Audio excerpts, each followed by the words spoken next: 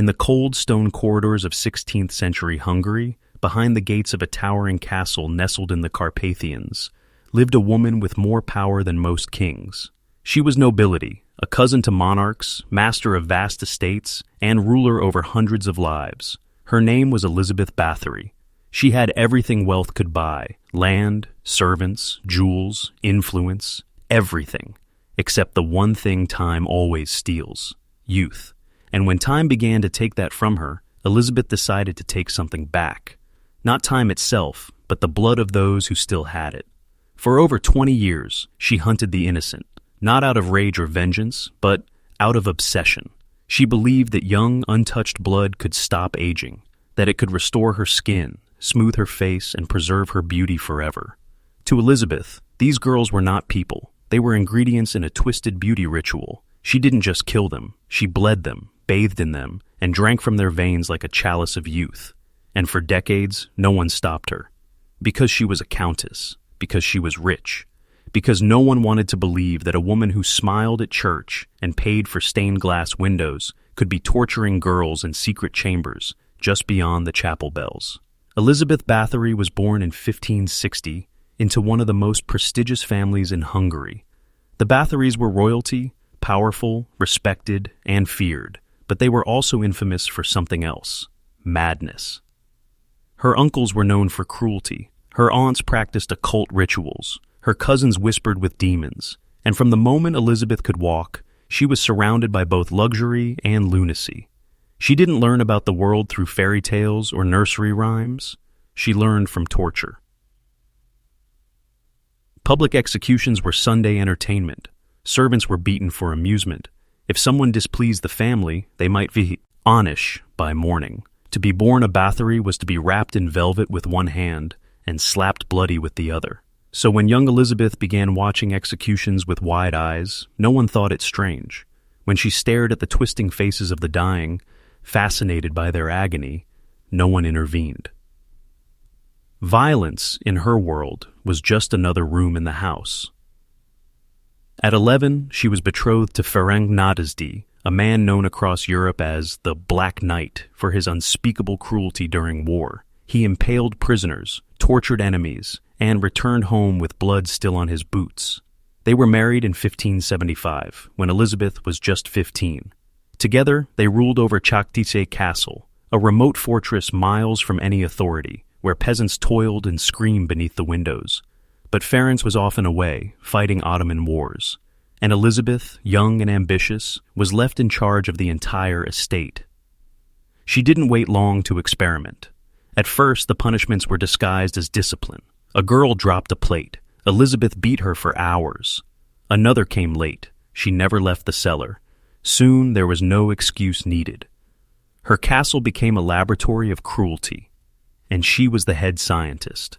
While her husband was off perfecting the art of war, Elizabeth perfected the art of pain. They even shared ideas. During one brief visit home, Ferenc allegedly showed Elizabeth how to stuff oiled paper between a servant's toes and light them on fire, just to hear the screams. For some couples, love is built on poetry. For them, it was blood. When Ferenc died in 1604, Elizabeth was 40 years old, wealthy, powerful, and completely unsupervised. That's when the real horror began. She didn't just kill for pleasure anymore, she killed for purpose. She had become convinced that blood, especially the blood of young virgin girls, held the key to eternal youth. A superstition that had lingered in Europe's folklore for centuries now took on a monstrous form. At first, she pricked a servant girl during punishment, and the blood splashed onto her hand. She thought her skin looked smoother. Was it her imagination? It didn't matter. She believed. And belief in the hands of a sadist is a dangerous thing. She built a system. Servants were sent to nearby villages, offering jobs at the castle to young girls, maid work, warm beds, meals. For poor families, it seemed like salvation. They never saw their daughters again. Inside the stone walls of Countess, Elizabeth transformed her home into a slaughterhouse. She designed torture chambers, created custom devices. Girls were stripped, bound, starved, frozen, burned, flayed, bitten, and all of it was done with one goal in mind: to extract blood. Not quickly, slowly. She believed fresh blood was more powerful, so her victims were suspended upside down, sliced methodically, their lifeblood drained into ornate bathtubs, while Elizabeth soaked in the warmth. Then she would rise, shivering and smiling, believing herself reborn. Some victims were buried on the grounds, others were dumped in the woods, sometimes bodies were burned, and sometimes they were consumed. Blood mixed with wine, flesh turned to pudding. There were rumors of cannibalism, meals prepared from the parts no longer useful for bathing. Her inner circle of servants became executioners, either out of fear or devotion. They helped her hunt, kill, clean, and cover. Together, they created a murder factory, and no one dared knock on the castle doors. Elizabeth believed she was becoming younger. She had mirrors specially crafted to flatter her. Servants were instructed to praise her beauty constantly. Any hint of aging sent her into fits of violence. She was trapped in a mirror of her own lies, reflected endlessly by the fear around her. And for nearly 25 years, it worked. Because no one cared. Not the church, not the judges, not the king. She was a noblewoman. Her victims were peasants. And in that world, their blood was worth nothing. But vanity has a weakness. It always wants more. Eventually, the peasant girls weren't enough. She started targeting daughters of minor nobility, and that was her mistake. Those families had influence, lawyers, money, friends in the court, and when their girls went missing, they asked questions. The questions reached King Matthias II. And this time, the truth couldn't be buried. In 1610, Elizabeth's own cousin, Count György Thurzo, was sent to investigate. What he found shattered the illusion. Dead girls in every room, torture devices stained red, half-dead victims still moaning in the dark. The horror wasn't just rumor, it was real, documented, systematic.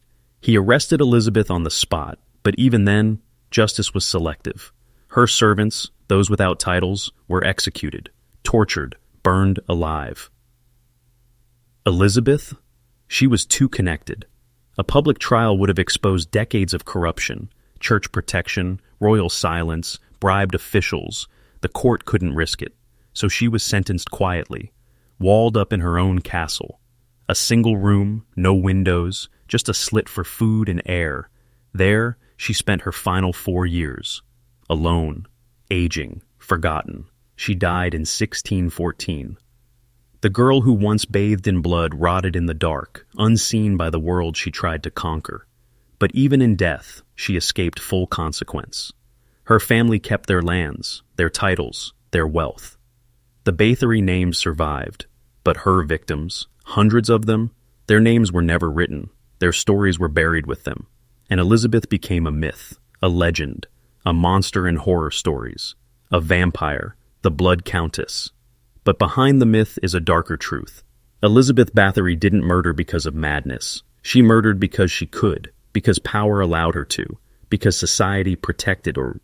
And that's the most terrifying part. She wasn't a lone monster in the night. She was a reflection of what happens when evil is wrapped in gold and no one is willing to speak. Remember her,